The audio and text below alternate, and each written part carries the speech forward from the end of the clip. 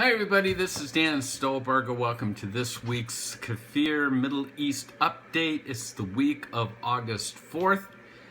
Just an encouragement to make sure you go to our website at holygroundexplorations.com to access the PowerPoint PDF that kind of goes along, accompanies this video presentation. Let's jump right in.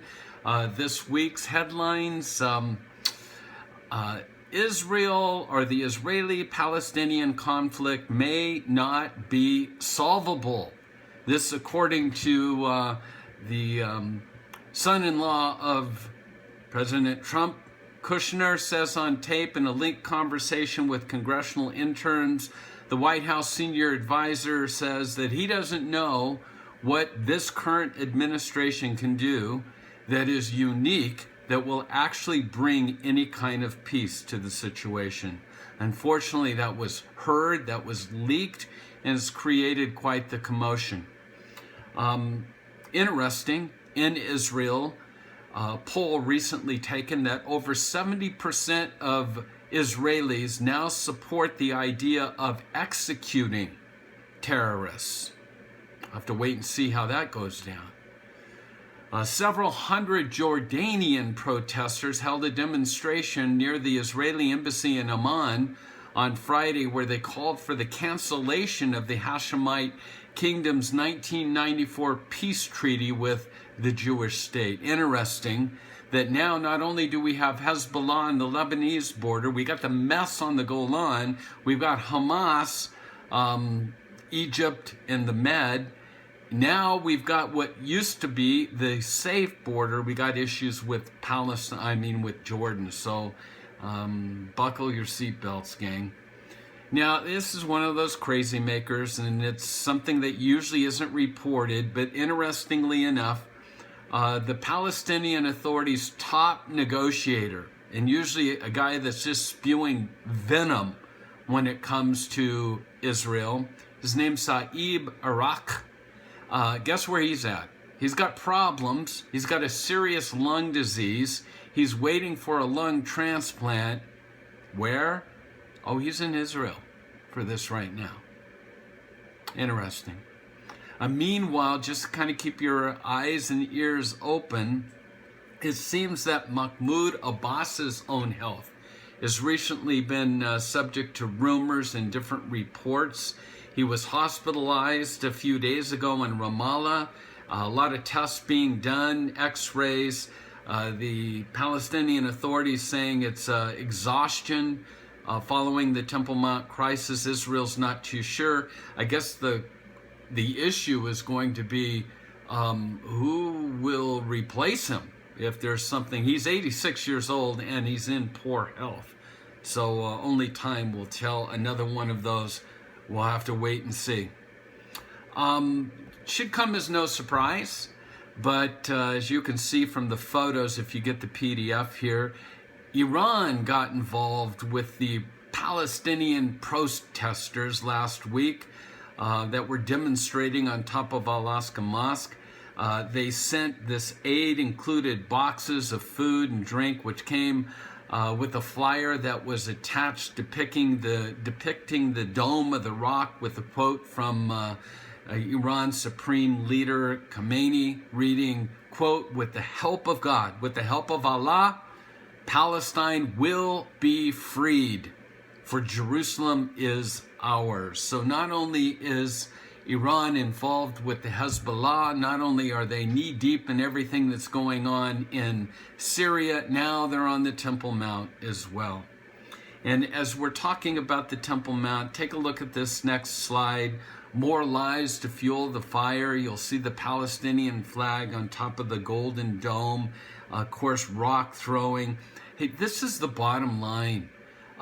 This is libel, this is lies, but anytime, keep in mind, the Palestinian Authority wants to keep the rage going on.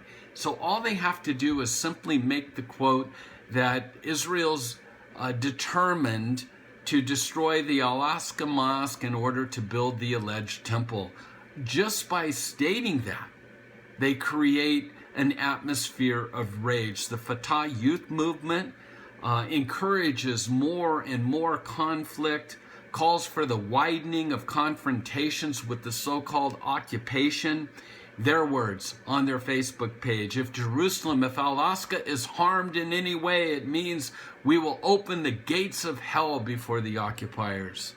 Things are not going to settle down anytime soon.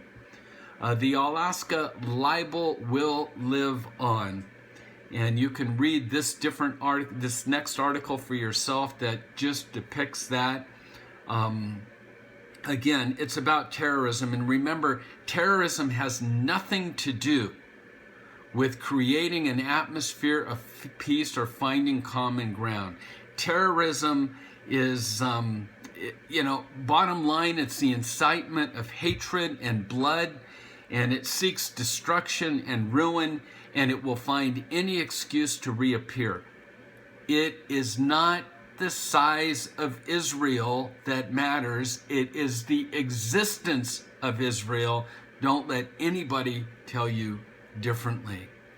The Taylor Force Act. Taylor Force was an American soldier that was knifed to death between Jaffa and Tel Aviv. There's been a bill that's been passing through Congress that basically would be saying no to this slave for pay. What's going on in Palestine today is over half of their foreign aid that comes from the U.S., Europe, as well as Israel. Half their aid goes to fund terrorism. Stipends are given to martyrs and their families. And basically, Trump has said, this has got to stop, or there's no way that we can foresee any peace. And the Palestinians have basically said, stick it to you, buddy. This is the way things are. Again, half of it. So in Congress, Lindsey Graham brought forth this act that's taken on the name of this fallen soldier, the Taylor Force Act. And as right this moment, it's breaking news. The Taylor Force Act advances through the Senate, the committee, with the support of Democrats. The bill aimed at stopping Palestinian funding of terrorists passed 17-4. And so it's moving on. We're going to have to wait and see if it'll have any bite to it in regards to what's taking place now as far as funding terrorism by the Palestinians. Anybody that's been to Israel knows this for certain, that Netanyahu is not loved by all. For those of us outside the country, we have warm regards. We think, now there's a leader. Not necessarily so in Israel. He's been able to maintain sort of middle ground, keeping the left and right together. And when all else fails, he'll lean right. But this last episode of taking down these metal detectors and security cameras has caused an eruption of those that are not supporting Likud any longer and feel like they're tired of seeing Israel humiliated and endangered by a government that just seems to capitulate to their enemies. It seems like it has paralysis. Why would the Arabs, they ask, why would the Arabs even think of making peace with Israel when they see very clearly that it only takes a minimum amount of violence and it works wonders every single time? You can read the article. One of the leaders of the political party, Israel is My Home, basically has made the statement that the message to the Arab on the street is that terrorism works. And so there's a climate that's developing that's basically saying it's time for a new government, it's time for Bibi to leave, and it's time for real Zionists to rise up to secure the future of Jewish people. So again, we like to report things so that you have an idea of what to look for, eyes and ears open. We're running out of time. I'd like to keep this under 10 minutes, but there's an article here that's entitled The 9th of Av Raid. Make sure you read that because it's got to do with how things are worded. I told you last week that this incident on the Temple Mount wouldn't be it, that instead of seeing this as a compromise and grounds to work together towards peace, it's just the opposite. Muslims see this capitulation as weakness, and they're not going to stop there. They're going to demand more. And so what are they demanding now? Not only do they want all of the Temple Mount, they want the Western Wall as well. They believe this is where Muhammad hitched his horse when he did his night journey. And so I want you to take the time to read this article as well. So with that, that's our report for this week. God bless you. Please remember to pray for our ministry.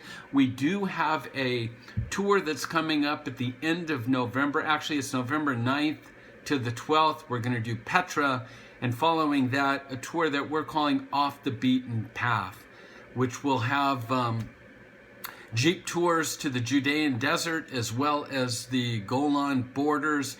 It seeks to live up to its name. This is a trip for those that have been to Israel before and just kind of want to see things that they can't fit in on that first-timers trip. Truly, off the beaten path. With that, please, again, keep us in your prayers, and remember to pray for the peace of Jerusalem. Shalom.